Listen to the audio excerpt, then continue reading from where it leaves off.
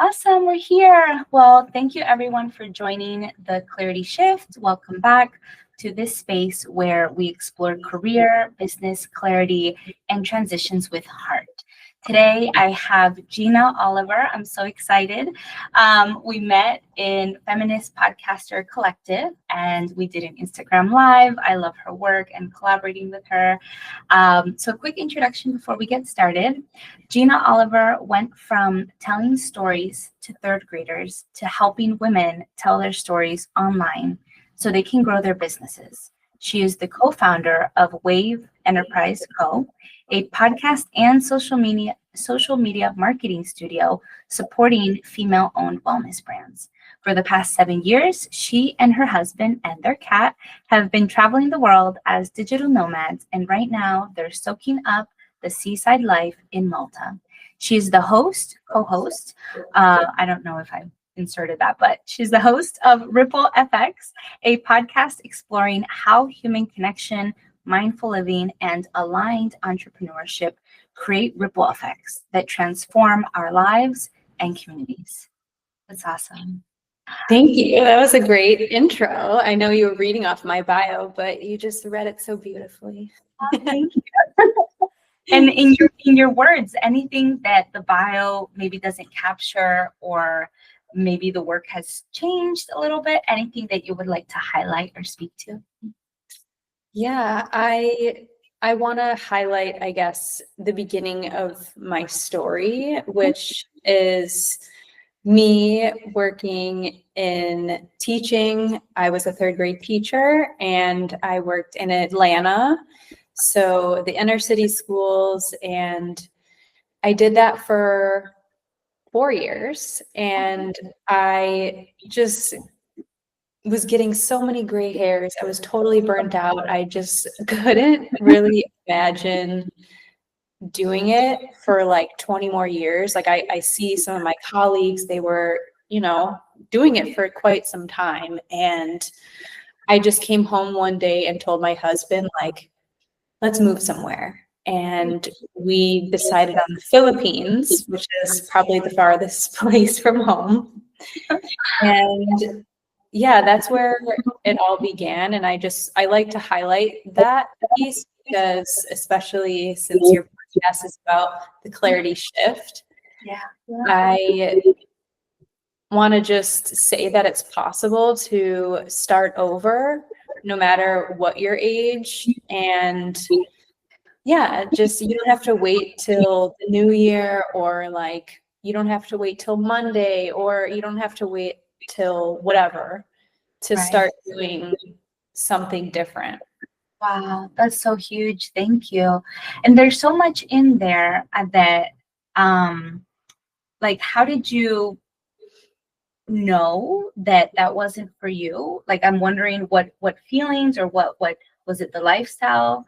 And then the second question is, how did you then say that moving could be the thing? Like, how did you know or feel that was going to help direct? Or I don't know, because I also moved jobs, not moved locations, but there's this thing about movement. So I'm just curious, the two things, like, how did you know it wasn't a fit? And then how did you know that moving could be a solution, or like a support? Mm-hmm. Mm-hmm.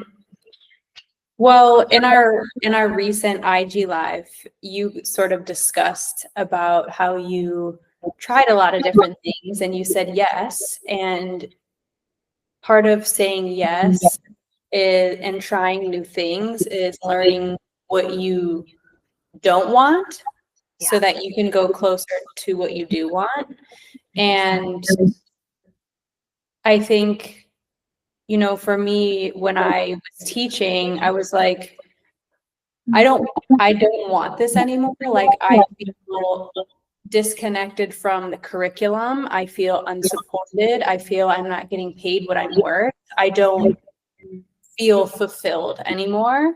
And so I didn't know what else was out there, but I knew that I didn't want to do this anymore. Yeah. And then the second part is the traveling piece. And I wanted to study abroad when I was in college, but it didn't line up.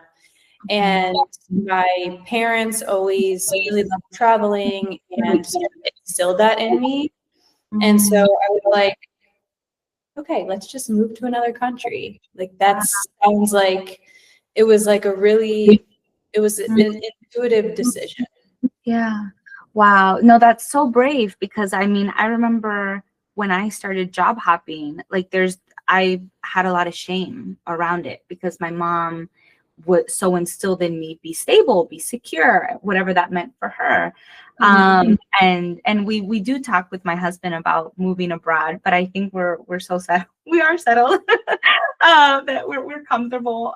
But I love how did you feel like you develop the sense of for me it's bravery. I mean, you said that your parents like traveling, so there was already something there, but to take the action, like what do you think was like, yeah, like to make it from the air, from a theory to actually tangibly do it, and was your husband on board? Like, did you have to come? I'm so curious. Well, he was. I actually am really grateful that he was like, yeah, let's do this thing. Like, I'm not having a great time in Atlanta either. I think that there's more for me. And I know that that's really a blessing because other people who might be listening to this, maybe their partner is not that open. So I am really grateful that he said yes. And it took a whole year to plan the move. Okay. And so we had a good amount of time to get our finances together and to sell. We sold our stuff and we gave a lot to Goodwill. We made a lot of trips to Goodwill. And just the process of cleansing all of our material possessions was really spiritual as well. And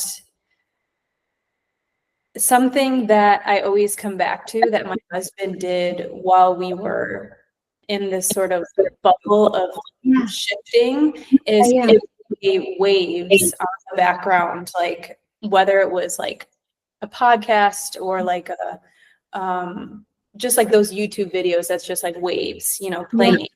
And it was almost like just this sonic background that permeated to my subconscious and our subconscious. And then ever since, we've just been living near the water.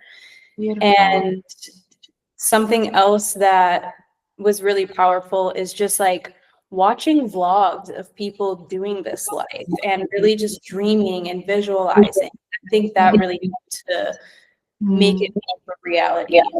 That's beautiful and so important because I think in so much of life or in society or whatever we want to call it, it's always trying to figure out, I think, the goal. Like, how can we fit into this thing and it's not feeling our self into it? Or I love when you mentioned the wave because I did a meditation today, and what came for me was like this push and pull feeling that there's this ebb and flow in life. Like we're not always meant to push. And I think that's why I gravitate towards people such as yourself and all online entrepreneurs, because we are trying to create space for the flow, trying to intuit and be mindful and help others be mindful.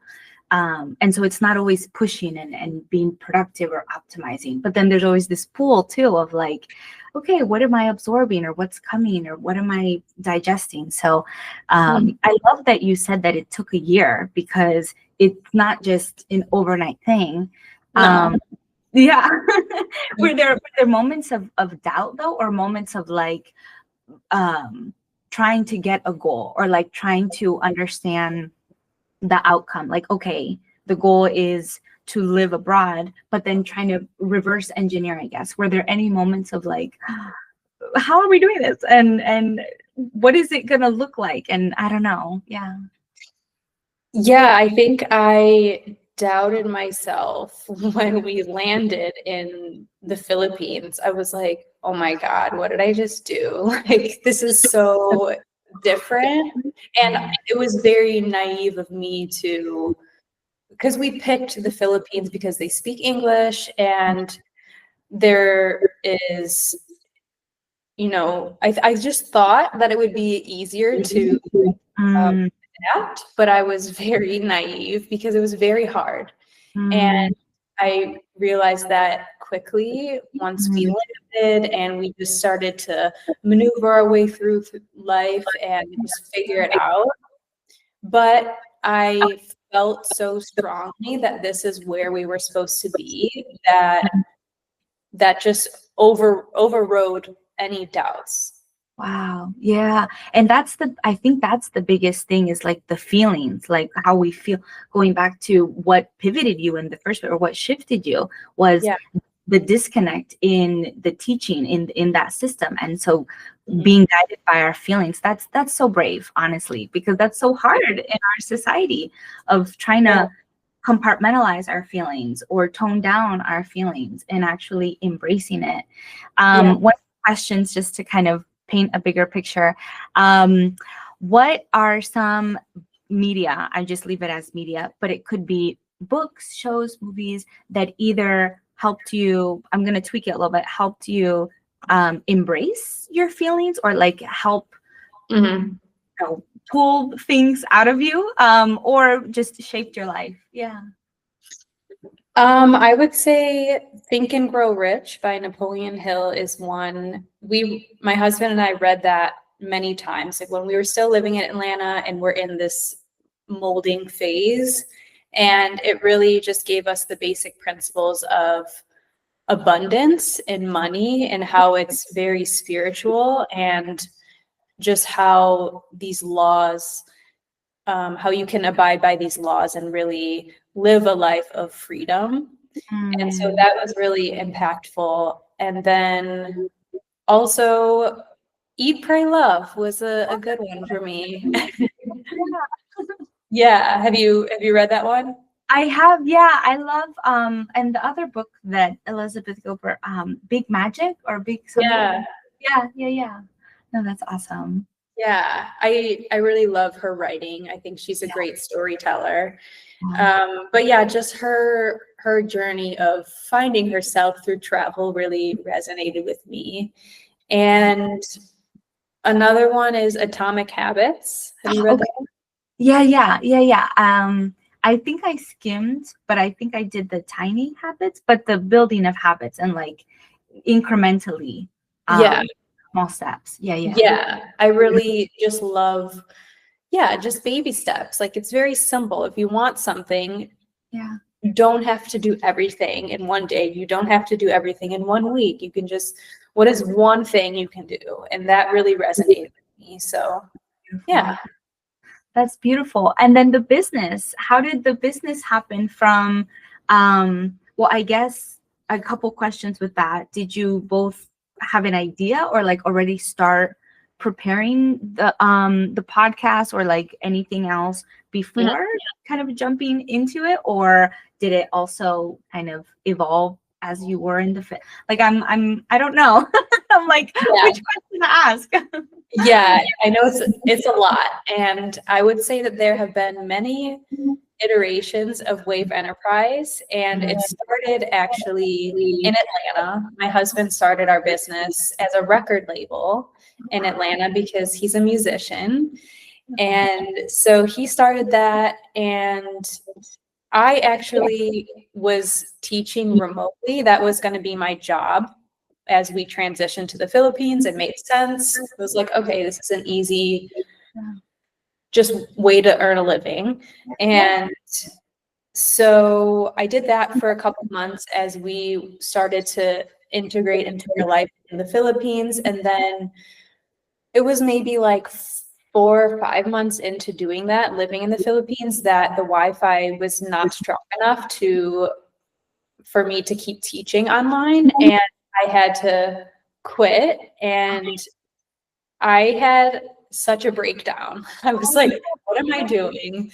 Oh You my know, God. because I'm already I've already moved to the Philippines, and that's already a big thing. And then now I have to detach entirely from my identity of being a teacher. And Right. that was scary.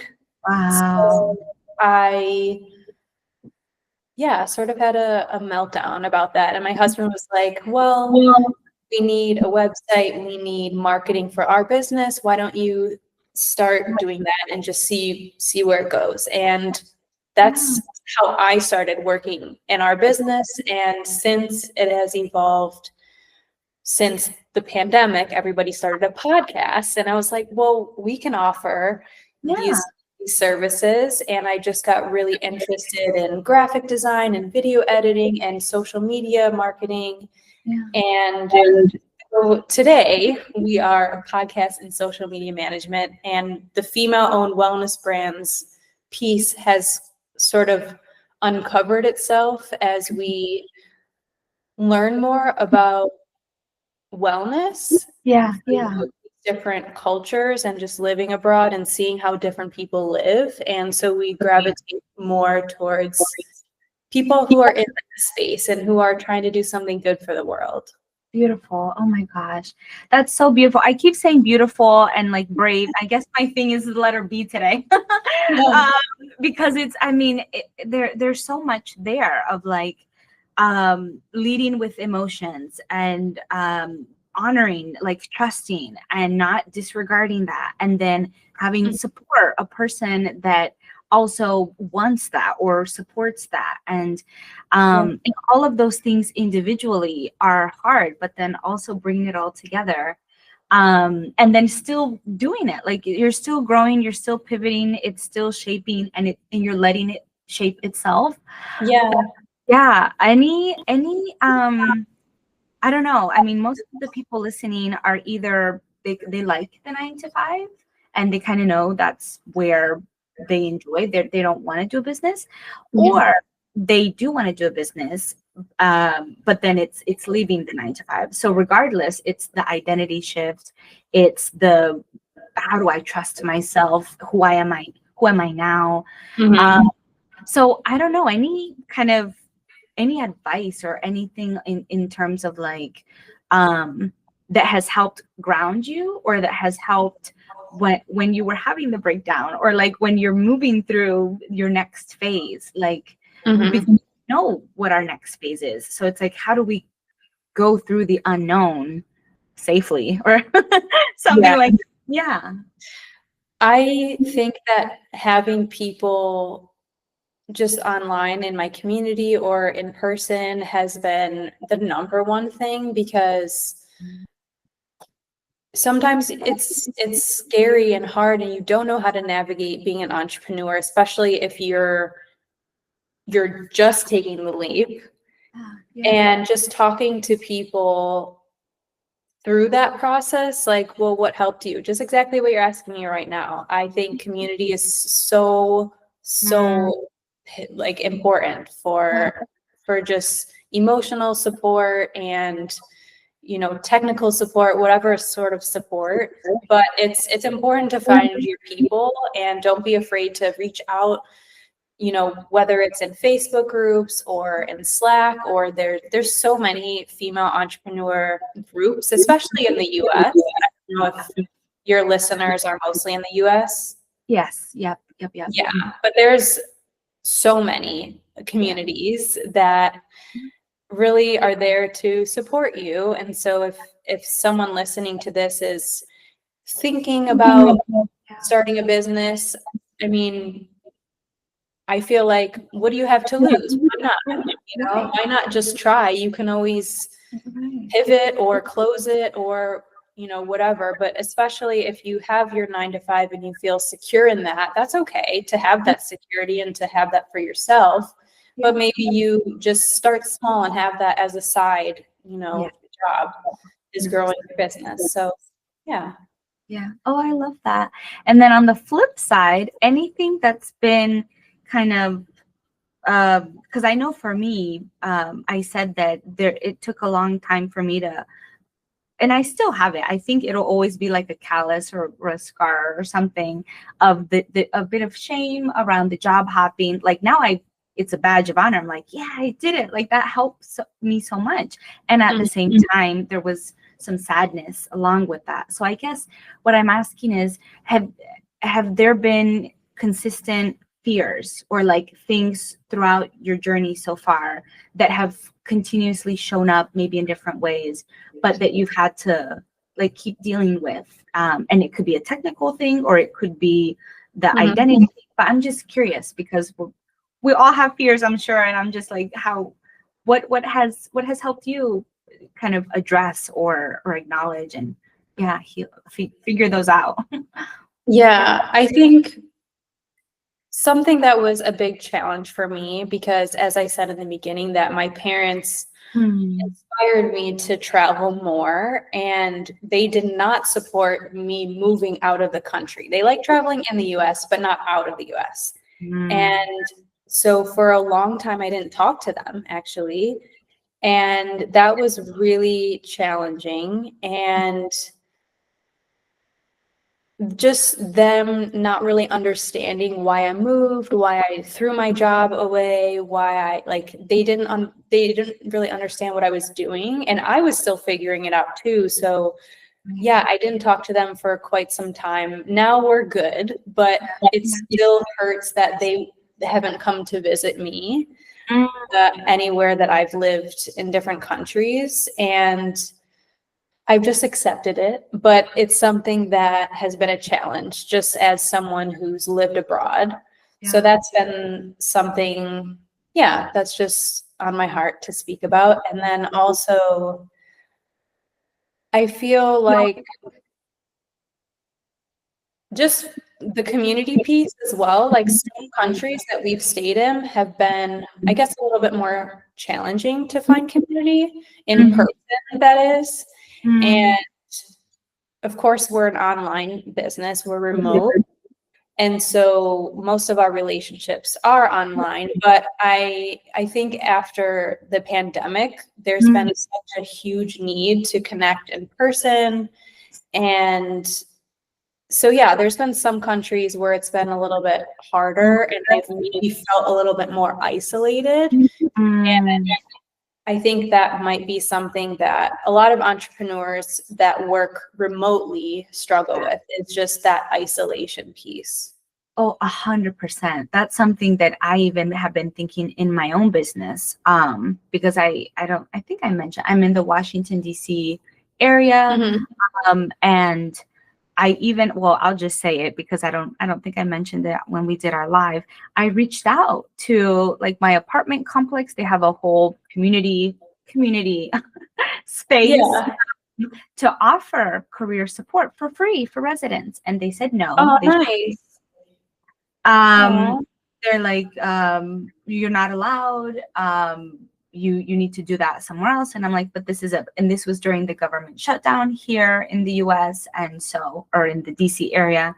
And so there were people being impacted literally for work.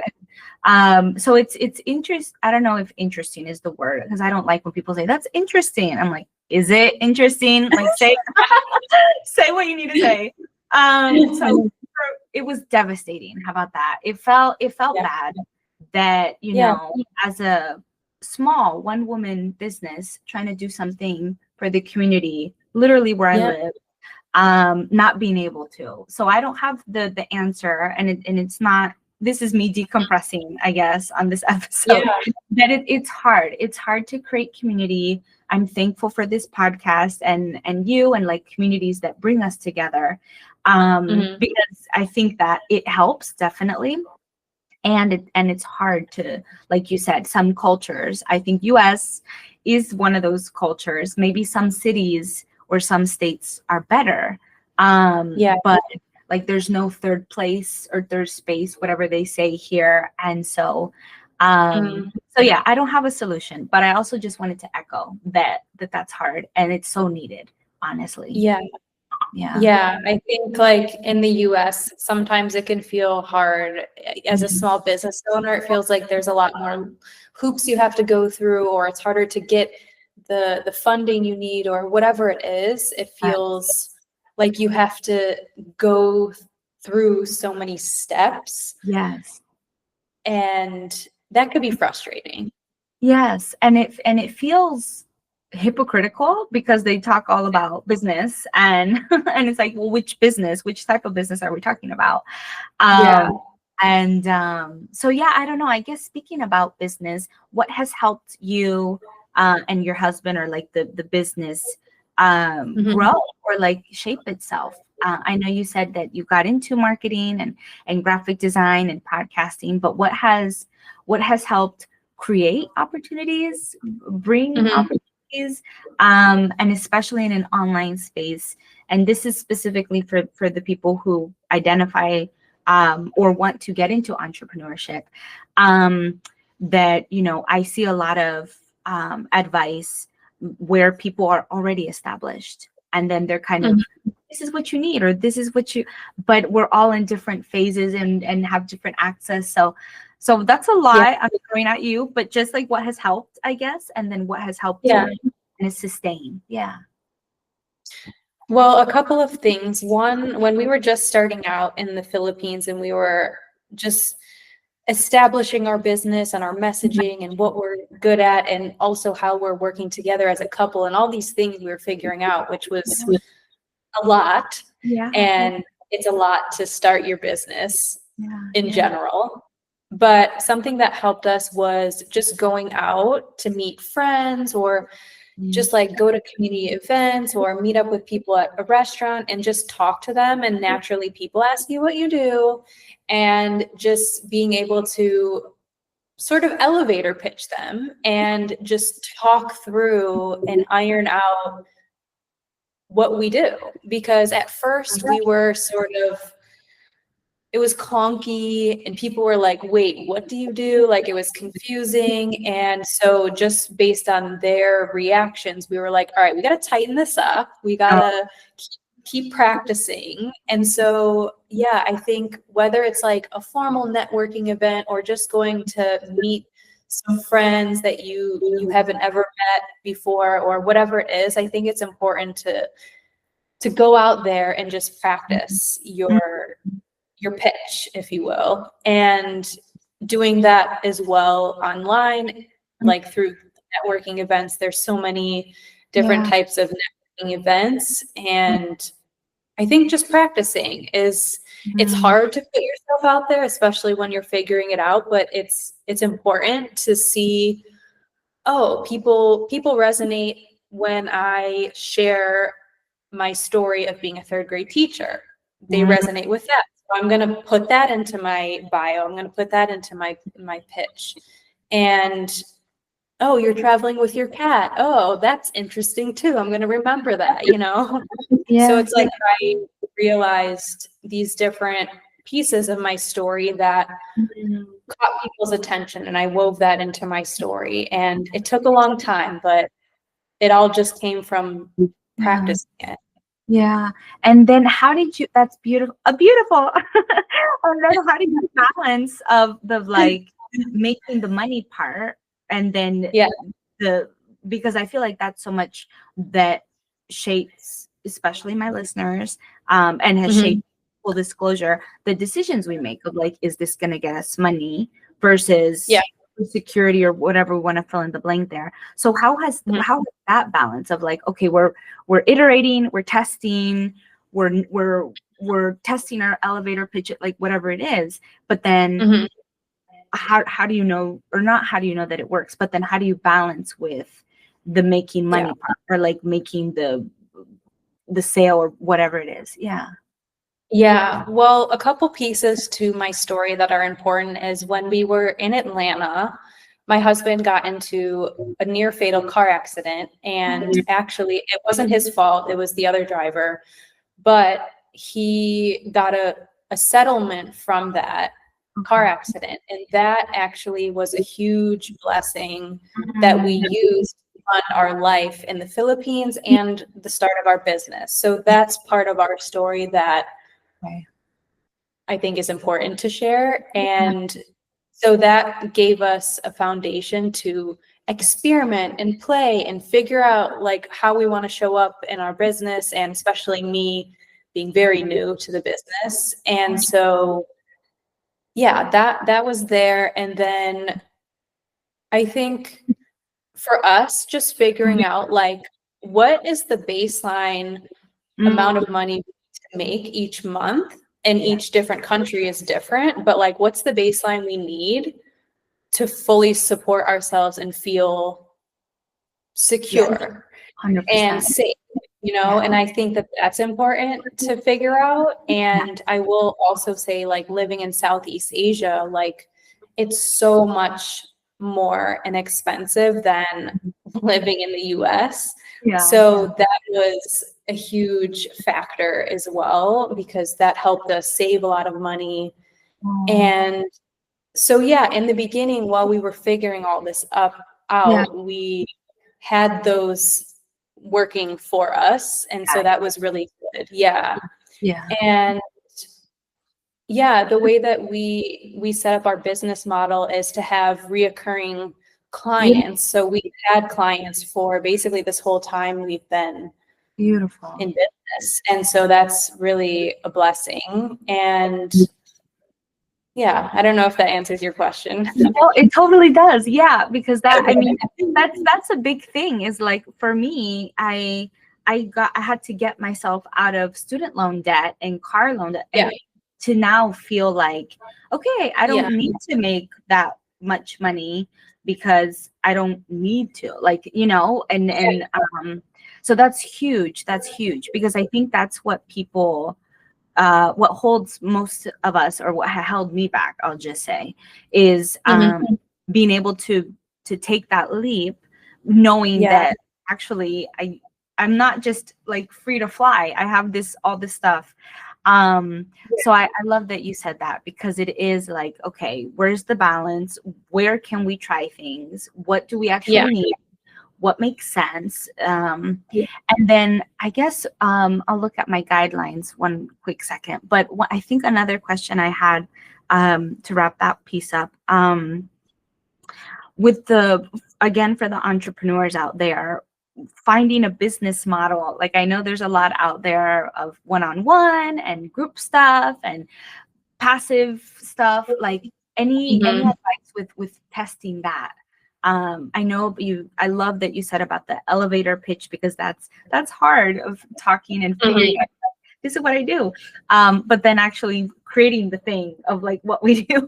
So any advice for people who are also figuring that piece out? Like, do I want to create a product, or do I want to, you know, work with people, or and then the recurring piece, like any advice for that? Yeah.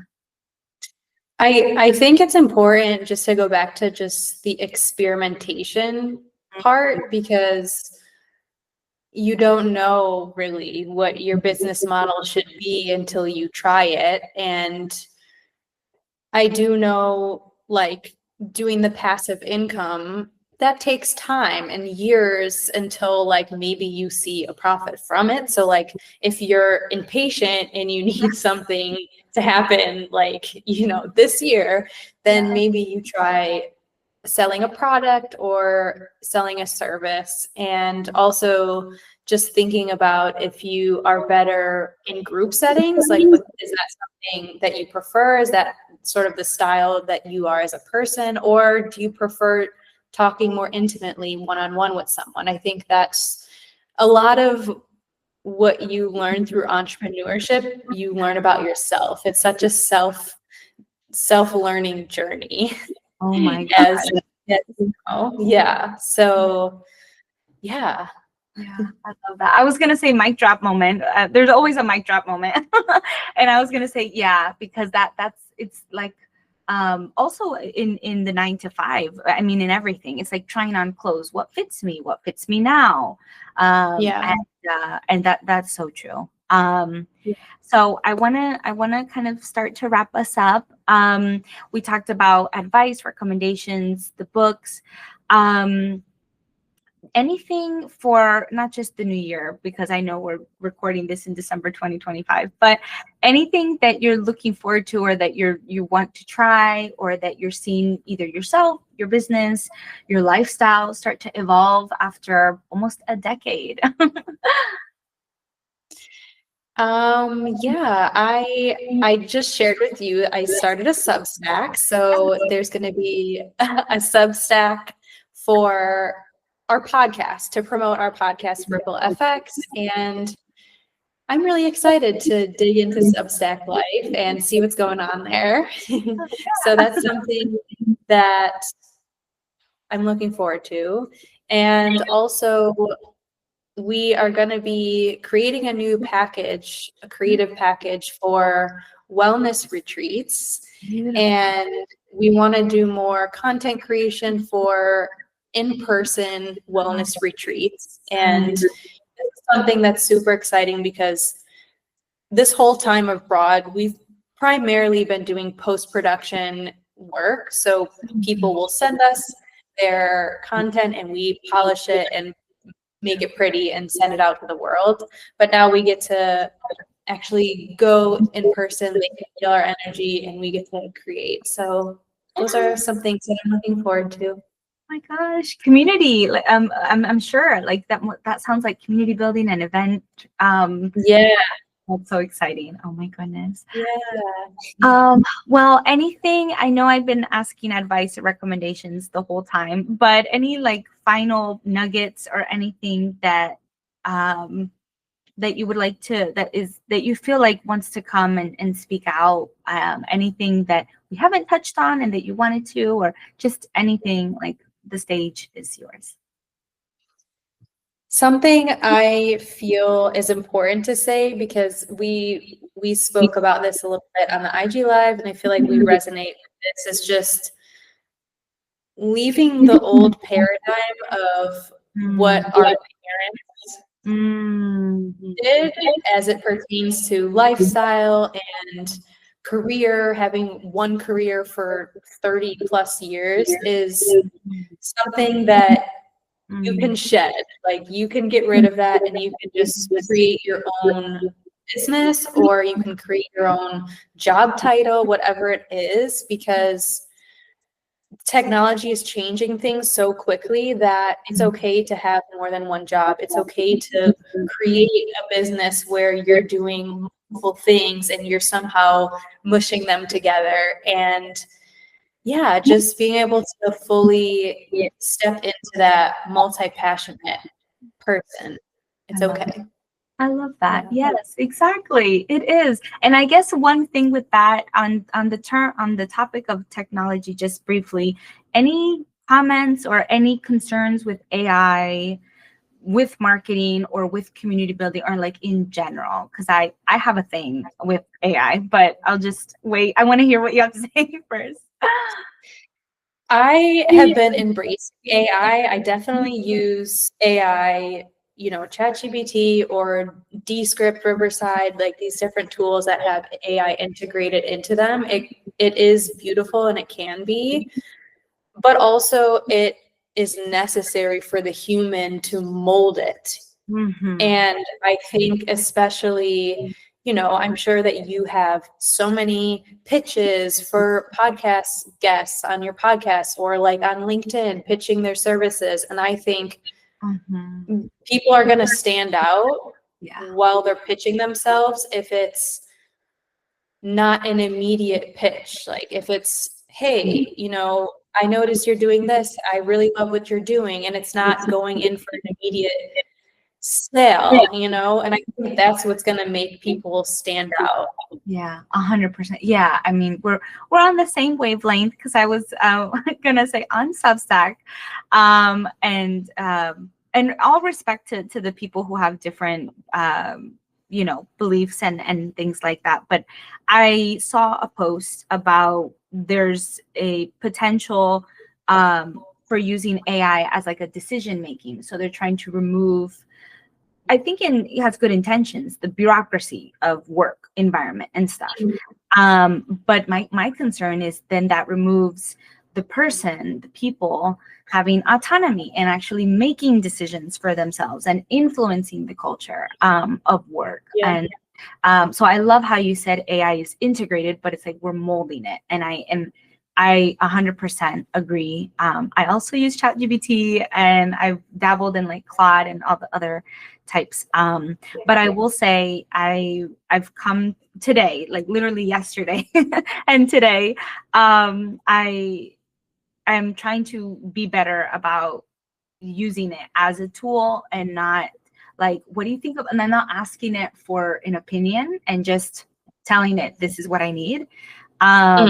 Being back in the driver's seat, because yeah, I think with AI, there's been a lot of fear. I've seen a lot of fear, and especially in either the marketing, the design space, and I don't know. I don't know what's to come of that. I don't have the answers necessarily, but yeah, I agree with you. Like we are the drivers, and it's just Yeah. Yeah, 100%. Yeah, exactly. Yeah. Well, where can people find you? Either on the Substack or like any other thing, all the places. Yeah, so our Substack is Ripple FX, and our business, you can find our website, waveenterprise.co, and we're also on Instagram, Wave Enterprise Co. And I'm also on LinkedIn, Gina Oliver, if you want to find me there. Yes, awesome. Well, this has been spectacular. Thank you so much, Gina, for doing the work that you're doing, for taking the leaps, for being a role model, because it's not easy to do that. And so I'm sure you're shining a light in others to do that. Thank you for your time and everything. This has been awesome. Thank you for providing the space and asking such great questions. Thank you. Oh, well, thank you everyone for listening. Please be sure to check out all her work, and all the links will be in the Substack post. And until next time, be well.